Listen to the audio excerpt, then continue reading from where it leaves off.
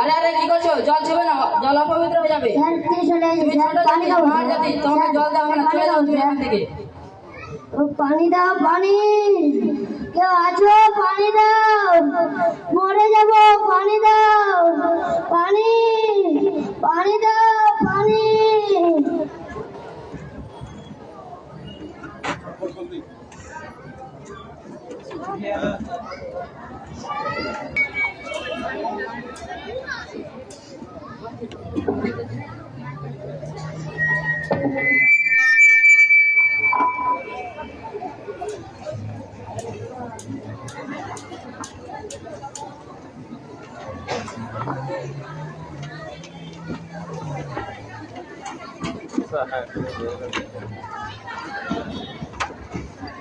আরে আরে এই জল স্পর্শ করবে না তোমরা।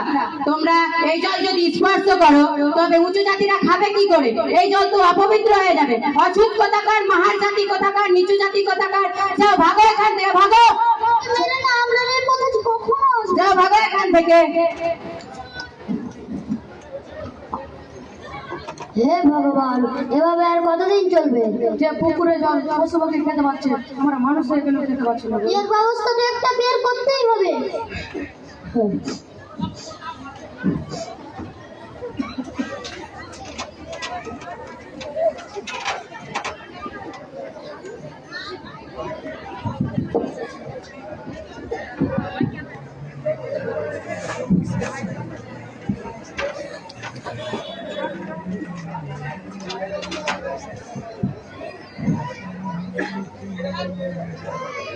দাদা, আসতে পারি?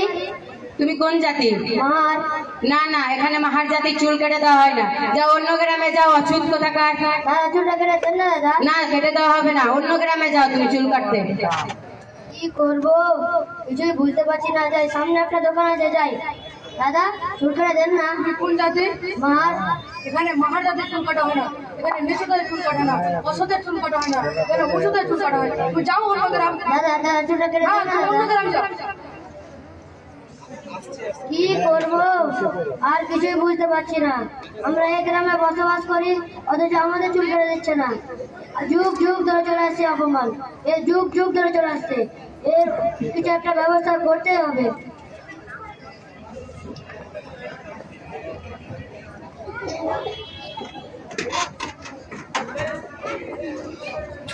ডিসেম্বরে আরে আরে, তোরা জানিস আমরা নিচু জাতি বলে, আমরা মহান জাতি বলে আমাদের সবাই অপমান করছে। ক্লাসে জল খেতে দিচ্ছে না, পুকুরে জল খেতে দিচ্ছে না, সেখানে চুল খেতে দিচ্ছে না। আমরা কি করবো বল? এরকম একটা বিয়ের করুন না। একটা মাথায় বুদ্ধি এসেছে। কি রে বুদ্ধি বল না? যদি কোনো উঁচু জাতিকে আমরা করতে পাই, তাহলে এই অস্ত্রদের সেখানেই হত্যা করে দেবো।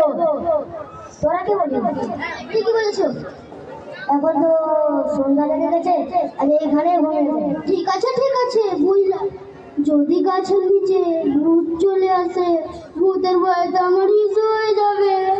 আরে আরে বাস, ভূত বলে কিছু হয় না। এখন অনেক রাত হয়ে গেছে, ঘুমিয়ে পড়। আউ!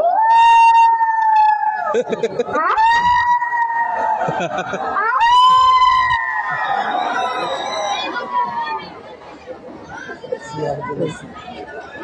কি আছে?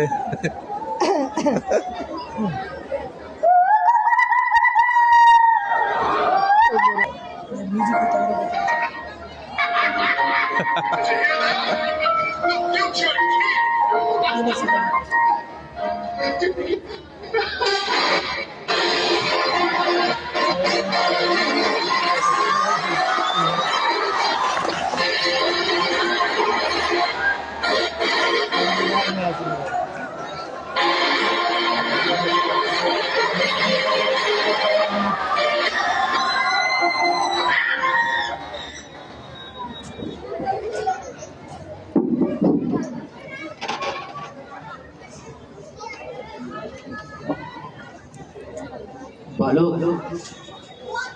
তুমি কি ভাবছো এই অন্যায় তোমার এখন থেকে শুরু হয়েছে? এই অস্ত্র নিয়ে যদি উঁচু জাতির প্রতিভা নিতে চাও তাহলে তো তোমার জেল হয়ে যাবে। বালক, এই সংগ্রাম ইংরেজরা শাসন তো 200 বছরের সংগ্রাম, ইংরেজরা তো 200 বছরের শত্রু, কিন্তু আমার সংগ্রাম ছিল 3000 বছরের পুরনো শত্রুদের সঙ্গে। এই অস্ত্র নিয়ে যদি তোমরা বদল নিতে চাও, তাহলে তোমরা কি ভাবছো ব্যক্তি হত্যা দিয়ে তোমরা তোমাদের স্থান বদলাতে পারবে? কখনো পারবে না। তোমরা পারবে শিক্ষার মধ্য দিয়ে। আমি ডক্টর বি.আর. আম্বেদকর তোমাদের হাতে তুলে দিয়েছি সংবিধানের ক্ষমতা। আমার মনে পড়ে আমি যখন ছোট বাচ্চা স্কুলে যেতাম, আমাকে একটা কর্নারে ভর্তি করে দেওয়া হতো। আমাকে অন্য বাচ্চার সঙ্গে পড়তে দেওয়া হতো না। একটা কর্নারে আমাকে বসতে দেওয়া হতো। আমি পড়া ছাড়িনি। আমি আমার মাকে ছোটবেলায় প্রশ্ন করেছিলাম, মা, আমাদের মানুষ অসুখ কেন বলে? আমরা অসুখ কেন? আমরা মাহার, আমরা অসুখ কেন? আমার মা বলেছিল, কোন একটা বইয়ে লেখা আছে যে আমাদের অবস্থা এরকমই হবে। আমি আমার মাকে বলেছিলাম, ওই বইটাতে ভুলেরও থাকতে পারে, আমি বড় হয়ে ওই বইটা চেঞ্জ করে দেব। তারপরে শুরু হয় আমার সংগ্রাম। আজ যখন আমার এত বছর সংগ্রামের পর যখন সংবিধান তোমাদের হাতে তুলে দিয়েছি, তারপরে তোমাদের অত্যাচারের বিনিময়ে তোমরা অস্ত্র কেন তুলে নিচ্ছ? এভাবে তো তোমাদের জীবন আরো শেষ হয়ে যেতে পারে। দেশ স্বাধীনতা পরে এখনো জাতিভেদ কখনো হতে পাওয়া যায় না, কখনো ট্রেনে অত্যাচার, কখনো বাসে অত্যাচার, জাতির নামে কত বিখ্যাত আমার দেশ আর কত দিন। এভাবে নয়, এভাবে তোমরা তোমাদের স্থান বজাতে পারবে না। আমিও পারিনি। আমি পেরেছি কলমের মাধ্যমে, আমি পেরেছি নলেজের মাধ্যমে। বালক, তোমরা ওঠো, তোমরা প্রতিজ্ঞাবদ্ধ হও। আগামীর ভবিষ্যৎ এই সিস্টেমের বিরুদ্ধে সংগ্রাম করতে চাইলে অস্ত্র নয়, হাতে পেন তুলে নাও বালক। সকাল হলে নতুন একটা জীবন শুরু করে দিও।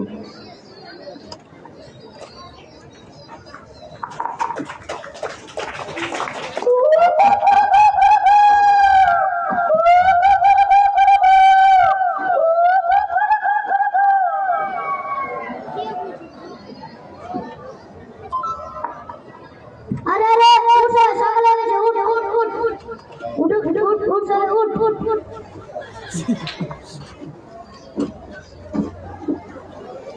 তোরা সবাই জানিস কি রে? বল না।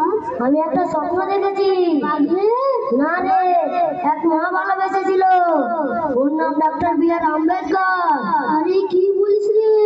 তিনি বলেছেন, আমরা যেভাবে ব্যক্তি হত্যা করতে চাইছি, এভাবে হিংসার পথে হচ্ছি, সেটা যাতে আমরা না করি। তিনিও আমাদের মতো এক অন্যায় বসতেন, তিনাকেও জল কথা দেওয়া হতো না। তিনি তার মাকে প্রতিজ্ঞা করেছিলেন যে একটা বইকে তিনি পাল্টে দিবেন। এই সবের মাধ্যমে তিনি একটি সংবিধান লিখেছেন। তাই বলছি, এই ব্যক্তি হত্যা নয়, হিংসা নয়, আমাদের উচ্চ শিক্ষায় শিক্ষিত হতে হবে, হাতে কলম ধরতে হবে এবং পুরো পৃথিবীটাকে পাল্টে দিতে হবে।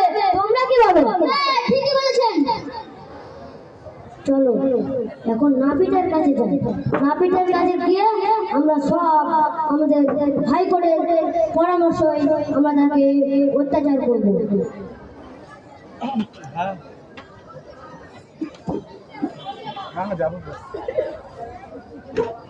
দাদা, চুল কেটে দেবে?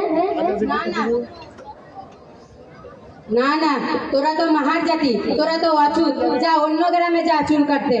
আমাদের এই গ্রাম, আমরা নিজ গ্রামে চুল কেন কেটে পাবো না? না না, তোরা অন্য গ্রামে যা, কারণ তোরা অছুত, তোরা মাহার। কেন আমরা চুল কেটে পাবো না? দেখেন, আমাদের ভারতের সংবিধানের সর্বত্র ধারায় লেখা আছে, ছোট এবং বড় জাতি বলতে কিছুই হয় না, আমরা সবাই ভাই ভাই, মানুষ মানুষ, সবাই সমান সমান। কিন্তু দেখেন, আপনি দেখলেন আপনি যদি আমাদের চুল না কেটে দেন, আপনার জেল পর্যন্ত হয়ে যেতে পারে। আপনি কি এটা জানেন? আমাদের দাবি মানতে হবে, মানতে হবে, মানতে হবে, দাবি মানতে হবে। মানতে হবে, মানতে হবে।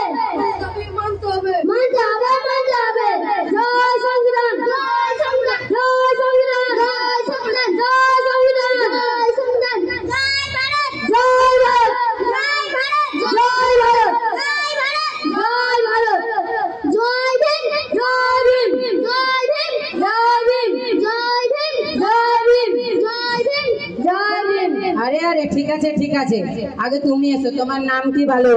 কীর্তি চৌহান। আসো, তোমার চুলটা আগে কেটে দিই। আজকে তোমার চুল কেটে দিলাম, বাকিরা কালকে এসো। আর চুল কাটার জন্য অন্য গ্রামে যেতে হবে না, এরপর থেকে এই গ্রামে চুল কেটে পাবে। আমি বুঝতে পেরেছি নিচু জাতি বলে কোনো কিছুই হয় না। আমরা সে ভুল ধারণাকে পুষে রেখে অনেক বড় পাপ কাজ করতে বসেছিলাম।